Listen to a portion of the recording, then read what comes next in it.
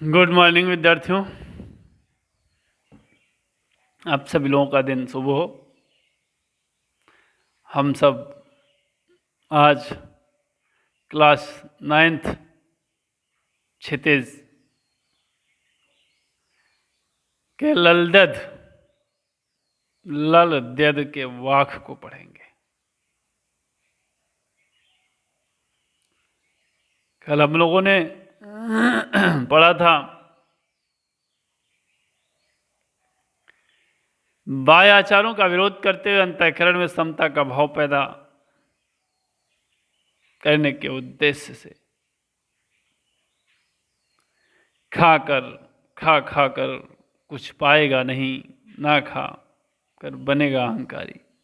सम खा तभी होगा समभावी, खुलेगी साकल बंद द्वार की। उसी क्रम में आज हम दूसरा पद पढ़ेंगे, दूसरा वाक्य पढ़ेंगे।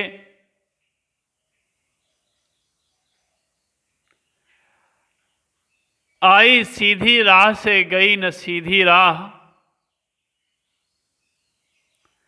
आई सीधी राह से गई न सीधी राह, सुसुम सेतु पर खड़ी थी बीत गया दिन आ, जेब टटोली कौड़ी न पाई माझी को दूं क्या उतराई।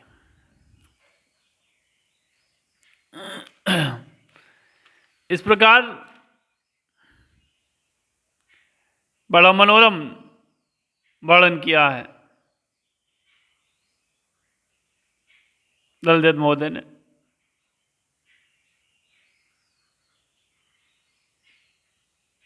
गई न सीधी राह शब्द आया है,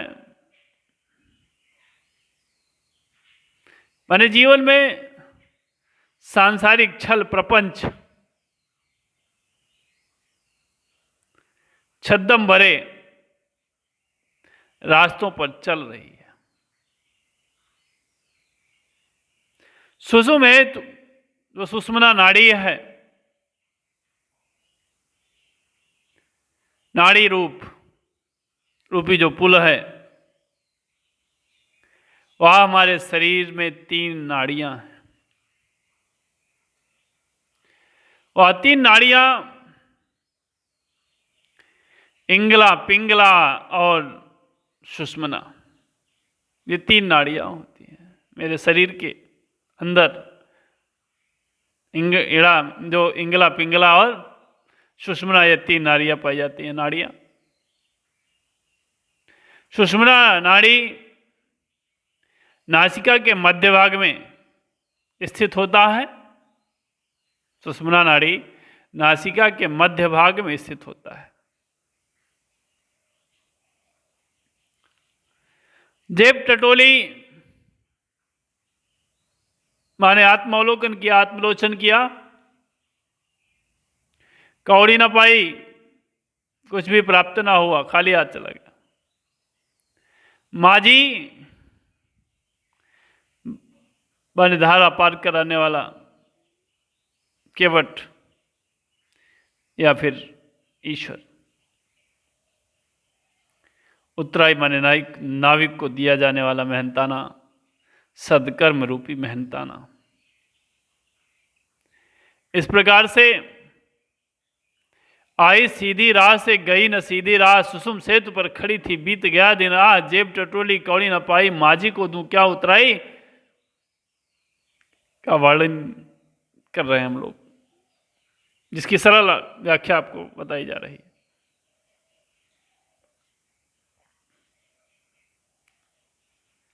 काश्मीरी साहित्य की सुप्रसिद्ध भक्त कवित्री ललदेद को दिया जाने वाला मेहनताना ललदेद, यानी काश्मीरी साहित्य की सुप्रसिद्ध भक्त कवित्री ललदेद ने आत्मलोचन या आत्मावलोकन की अभिव्यक्ति करते हुए कहा है कि इस संसार में कुछ नहीं है जो समय के रहते हुए नहीं सचेत हुआ, वह अंत समय में खाली हाथ चला जाता है। तब उसके पास वक्त नहीं होता है, समय नहीं होता है, तमाम भी कारण होते हैं। इसलिए कहा है कि कवित्री जी कहती हैं कि वे सीधी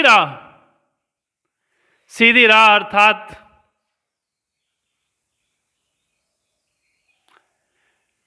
भगवान के यहां से सरल, सहज व स्वाभाविक रूप में आई थी। भगवान के वहां से सरल, सहज व स्वाभाविक रूप में आई थी, परंतु संसार में आकर वे सांसारिकता में, माया मोह में उलझकर टेढ़े मेढ़े रास्ते अर्थात सांसारिक छल छद्मों या सांसारिक छल प्रपंचों के रास्ते पर चल पड़ी।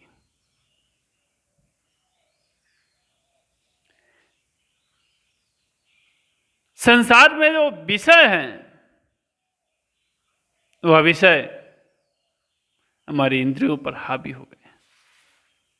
हम अपनी इंद्रियों को निग्रह नहीं कर पा रहे हैं।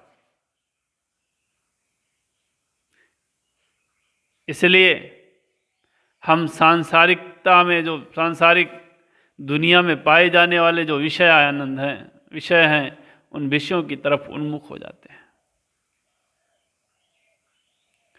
और सांसारिकता में उलझकर वे अपने जीवनों उद्देश्य से भटक गई।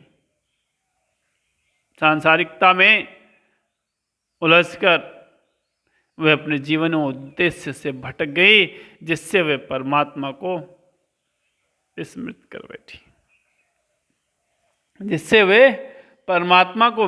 कर बैठी, अर्थात भुला बैठी। वो याद नहीं आ रहा।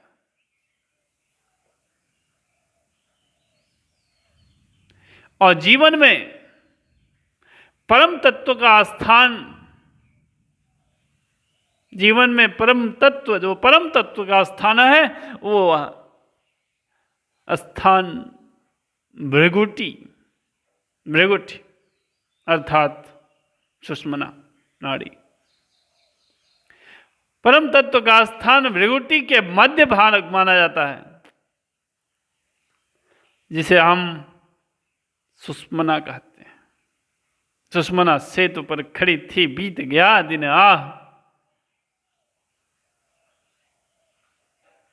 और इंगला पिंगला के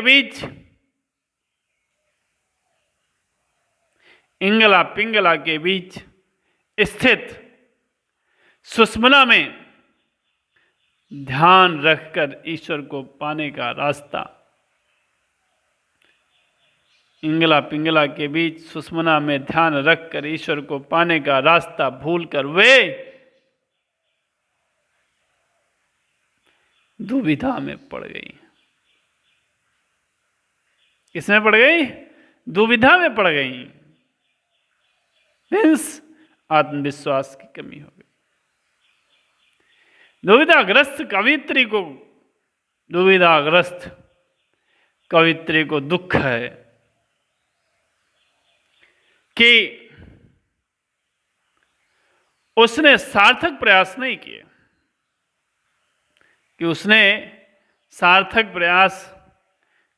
किए, इस तरह वह जीवन में सदकर्मों की पूंजी एकत्रित ना कर सके। जीवन में जब समय था तो उस समय कालखंड में वह सदकर्मों की, अच्छे कर्मों की, पुण्य कर्मों की पूंजी को एकत्रित नहीं कर पाए, दान पुण्य धर्म नहीं कर पाए। परिणामतः या परिणाम स्वरूप जब उसे इस भवसागर अर्थात संसार रूपी सागर पार करते समय, संसार रूपी सागर को पार करते समय माझी रूपी ईश्वर को, संसार रूपी सागर को पार करते समय माझी रूपी ईश्वर को मेहनताना देना पड़ेगा। तो जेब टटोली कौड़ी न पाई, माझी को क्या उतराई। तो जब परिणाम स्वरूप जब उससे भवसागर पार करते हुए समय माझी रूपी ईश्वर को मेहनताना देना पड़ेगा, तो उसे क्या देगी। उसके पास जो सदकर्मों की फूटी कौड़ी भी नहीं, उसके पास जो है सदकर्मों की फूटी कौड़ी भी नहीं विद्यमान है। तो ऐसी परिस्थितियों में वह क्या देगी जिससे उसका सदकर्म उस पुण्य के खाते में जुड़ जाएगा और उस माझी रूपी ईश्वर को देने के लिए उसका मेहनताना या उसका किराया दे पाएगा। इस विषय पर हमारे ललजद महोदय ने लिखा है। इसलिए समय उराते हुए ही हमें अपने सदकर्म कर लेने चाहिए। यानी दान पुण्य कर्म, दान पुण्य और धर्म, ये सारी चीज़ें जवानी में होती हैं। जब हमारे पास उत्साह, जोश और मेहनत करने की क्षमता हो, तभी हमें उस परमात्मा का ध्यान भी करना चाहिए, तभी मुझे धन का भी संचय करना चाहिए, तभी हमें अपने धर्म का भी पालन करना चाहिए। Thank you.